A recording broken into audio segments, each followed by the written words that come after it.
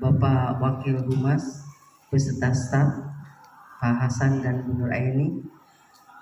Saya hormati Pak oleh mahasiswi Fakultas Ilmu Komunikasi Universitas Persubuana. Saya Siti Soleka selaku Ketua Pelaksana 2, 3. Aku juga punya pantun nih, tolong dibantu cakepnya ya. Jalan-jalan ke kota tua. Nak Monas penuh pesona. Sambutlah kita dengan sukacita. Workshop dimulai, semangat semuanya.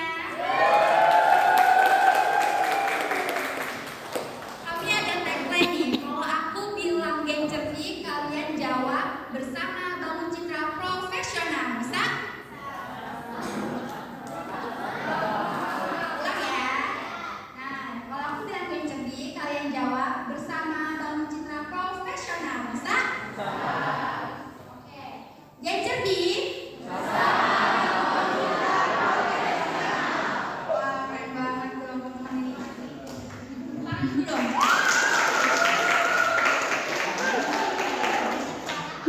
Teman-teman peserta sekalian, tibalah kita pada sesi pemaparan materi dengan tema Optimizing Cybercrime, Creating Social Media Caption to Live Facebook Branding.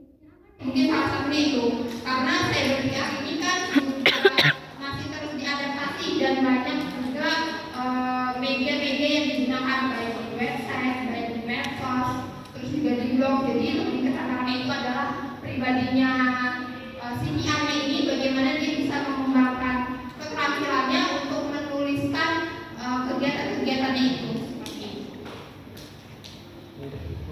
Buat mendukung tujuan-tujuannya organisasi. Nah, tugasnya dia itu mempublikasikan kegiatan-kegiatan organisasi. Contohnya gini, misalnya SMKMI Masyarakat yang suka memperhatikan kepentingan. Jadi, media sosial ini tuh adalah platform untuk berbagi dan menciptakan konten. Video, video musik, podcast, ya, itu benar Kak. Nah, ini ada jenis-jenis media sosial. Tapi teman-teman tadi bilang udah pakai Facebook ya. Ya, betul ya, oke. Nah, media sosial ini tuh bisa kalian gunakan sesuai dengan konten yang ingin kalian buat. Misalnya kalian ingin buat infografis, itu kalian bisa pakai media sosial seperti Instagram. Kenapa Instagram? Karena Instagram ini tuh media yang cocok untuk memberikan edukasi. Beda dengan YouTube, karena YouTube itu tuh video ya, video yang durasinya bisa panjang, jadi tidak cocok untuk infografis. Kecuali kalian ingin buat vlog atau kalian ingin buat daily my life ya. Ya, kalian bisa pakai apa? YouTube. Terus kalau kalian pengen bikin cerita horor atau sekedar curhat, kalian bisa pakai X. Bikin tweets ya. Pernah bikin? Terus kalau kalian mau buka video-video yang viral, itu kalian biasanya pakai aplikasi apa? Paling cepat itu dari di antara jenis-jenis media sosial ini yang paling cepat informasinya.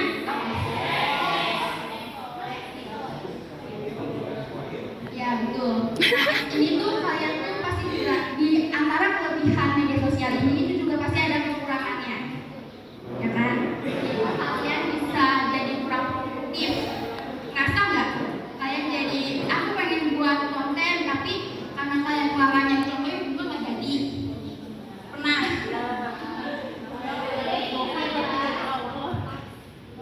Nah, kalian pernah nggak dengar kata buzzer? Nah, itu ada di mana? Itu juga ada. Nah, itu berarti kalian harus pintar-pintar untuk memilih informasi yang fakta dan yang tidak fakta ya. Kalian sudah diajar belum tentang etika bermedia sosial? Apa aja? Aku lagi satu.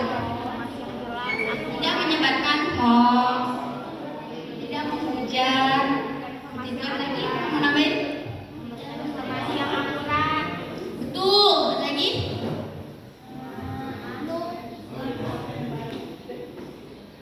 menggunakan bahasa yang baik. Betul. Oke, kakak boleh di next. Nah, ada yang tahu nggak citra itu apa?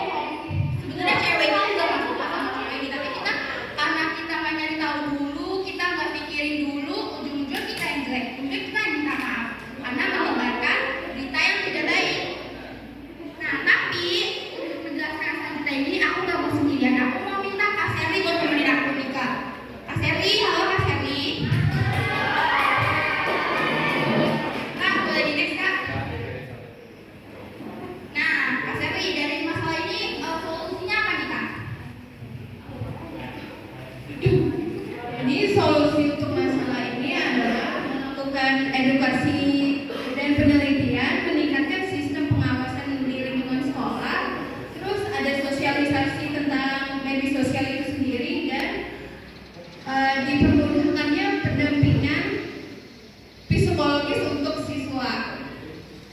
Pendampingan seperti apa nih Kak? Contohnya?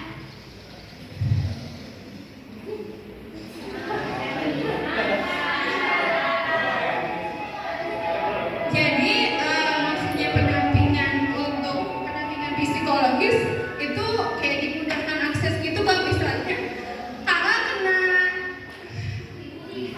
misalnya kakak dibully, nah kakak lapor ke BK kan, nah BK itu harus mempermudahkan akses untuk ada pendamping psikologi untuk biar kakak nggak dibully lagi gitu pak. Dapat bimbingan, ya, dapat bimbingan. Jadi kesimpulan atas kasus ini itu walaupun jadi kesimpulan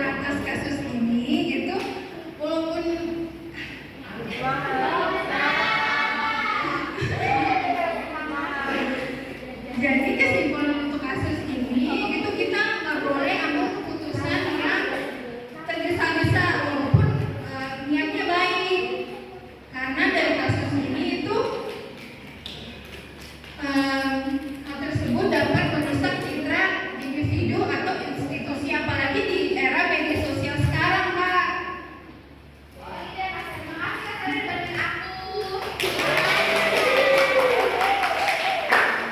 Nah, setelah materi yang sudah dijelaskan oleh Kak Siti dan aku, ada sesi tanya jawab nih. Buat teman-teman yang ingin bertanya, silakan bertanya. Karena apa? Karena akan ada hadiah menarik untuk para penanya terbaik. Jadi bagi yang ingin bertanya, jangan ragu untuk mengajukan pertanyaannya. Kalian sebut angkat tangan, sebutkan nama dan jurusannya. Ayo, siapa yang mau nanya?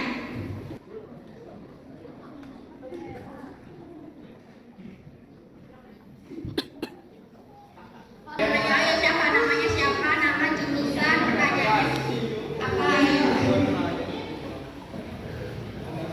Nama, jurusannya. Nama saya Freddy Sriwono dari 12 Ibu. Saya ingin bertanya, apa saja keuntungan yang bisa didapat dari organisasi dengan menerapkan sikap VR? Terima kasih. Terima kasih atas pertanyaannya. Pada kasih ini mungkin mau dikumpulin dulu. Mau dikumpulin dulu boleh.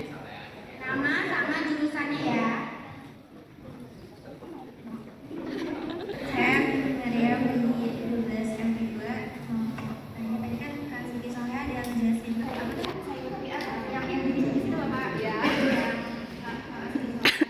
Yang punya 3 contoh kita ada yang menciptakan berita, terus apa nih itu lagi komunikasi ya, komunikasi sama promosi. Nah, terus tadi kan ada bilang sebenarnya contohnya ada banyak kan Bapak, contohnya cuma 3.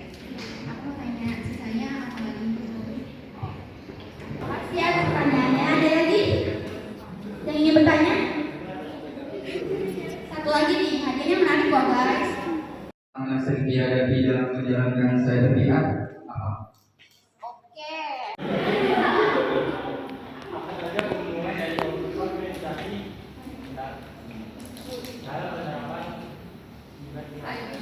Oke. Untuk organisasi yang menerapkan cyber VR itu diantaranya mungkin nanti ketika organisasi tersebut bikin kegiatan atau bikin proker itu bisa menarik audiens yang pertama, bisa menarik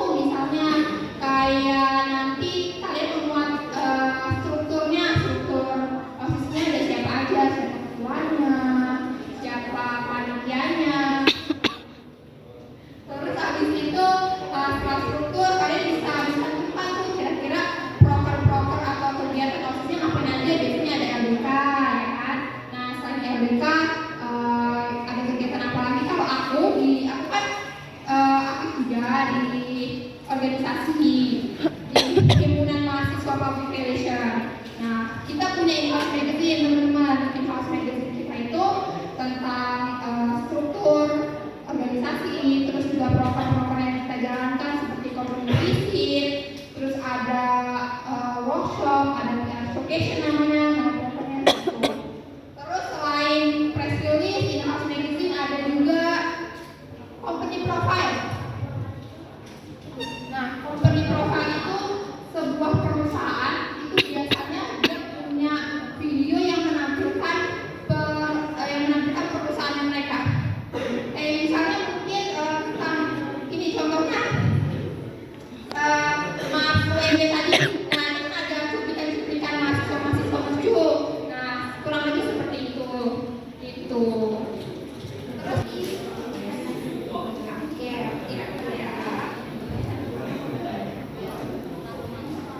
satu, dua, tiga.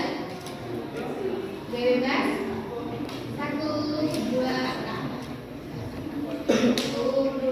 tiga. Oke, terima kasih.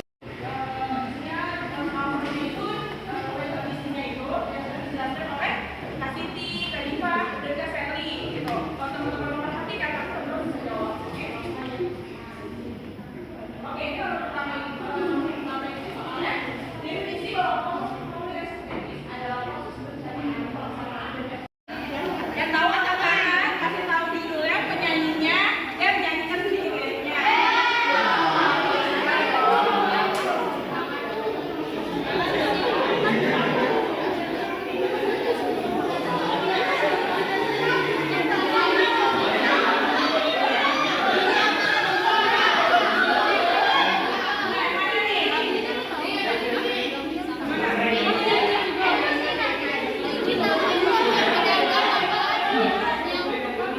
Kamu disclaimer dulu, jadi mirip lah apa-apa.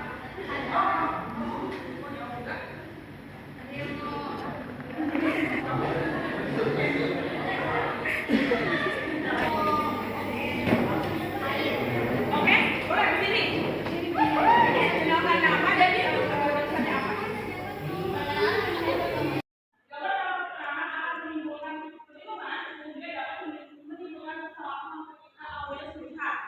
Selanjutnya, metode itu meningkatkan kredibilitas, menjamin termasuk tentang tanggal dan lainnya. Konten akan diunggah ke website kredibel dan terpercaya.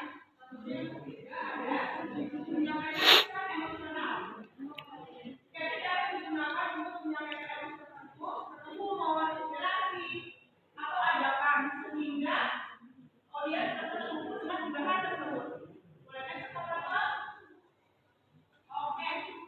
Nah, struktur kebahasaan yang terdiri kalau yang efektif yang ini ada 5 jadi tadi kan sudah dimengerti sama-sama apa. Nah, kalau kita menulisnya bagian kita mencantumkan kalimat apa ini terdiri dari apa, siapa, mana, kapan, mengapa, dan bagaimana. Jadi supaya audiens kita tahu kira-kira kita menyampaikan apa sih di belakang yang kita sajikan tadi. Nah, terus mungkin juga bisa menyampaikan cerita atau pengenalan dari jalannya. Misalnya kalian posting suatu foto kegiatan kalian bisa itu pertamanya kegiatannya apa yang kalian jalani tujuannya supaya hal itu bisa menarik perhatian audiens merasa tertarik sama versi kalian sama konten kalian. Terus selain itu ada juga isi. Nah, isi atau penjelasan ini bisa kalian cantumkan di caption kalian yang berisi tentang informasi tambahan dari konten yang kalian unggah. Terus yang terakhir ada atau kesimpulan. Nah, kesimpulan ini tujuannya itu untuk mendorong interaksi audiens supaya misalnya audiens kalian nanti mau komen, mau like, seperti itu. Nah, di sini di bagian ini kalian bisa mencantumkan call to action. Maksudnya call to action itu seperti apa? Maksudnya call to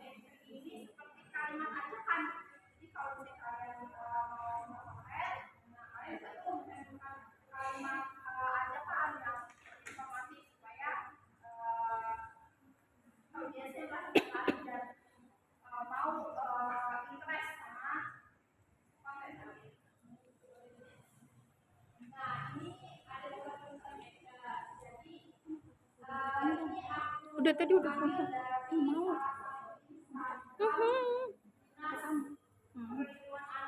Foto yang simak para materi kirim ke Faida. Bentar. Apa yang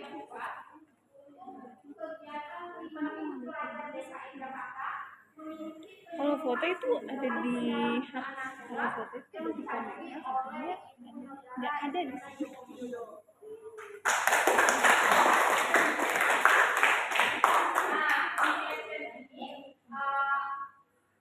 Ini terbuat ada 5W1K ya teman-teman. Jadi yang pertama apa pelaksanaan kegiatannya itu berkaitan sama apa kegiatannya, terus kegiatannya dijalankan diselenggarakan di mana, apa cara kegiatannya, tujuan kegiatannya apa, terus berapa jumlah pesertanya, siapa yang menjadi partisipasi. Tulisnya. Oke, kali ini contoh resume dari apa? Nanti ada tahu nggak itu apa? Komunikasi. Nah, itu salah satu Instagram dari komunitas kami. Kebetulan ini yang juga kita juga admin dari Instagram Akuntikom. Jadi kalau kalian memperhatikan sebelumnya yang gue sama kasih tips dan aku berbeda aja lebih pendek bener kan? Karena apa? Karena kalau di KPM ini penjelasan dari semuanya itu sudah ada gambar. Jadi teman-teman mungkin bisa cek akun KPMD. Nanti kita di sini memberikan ya sampai beberapa foto dan ada penjelasannya. Mungkin ini nama acaranya nanti selanjutnya itu ya pasti narasumbernya dan acara itu berbentuk apa seperti itu. Nanti jika ini mungkin akan dijelaskan tentang dokumentasi acara dari Malaysia.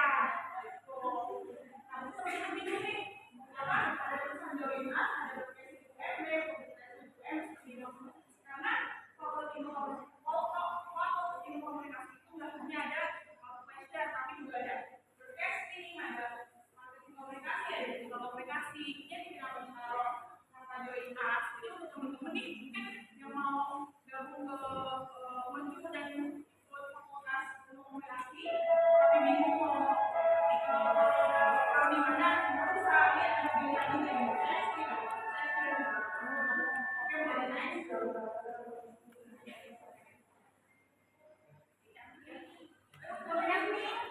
Oke, ini ada Instagram dari kegiatan KPI yaitu Game Bercinta.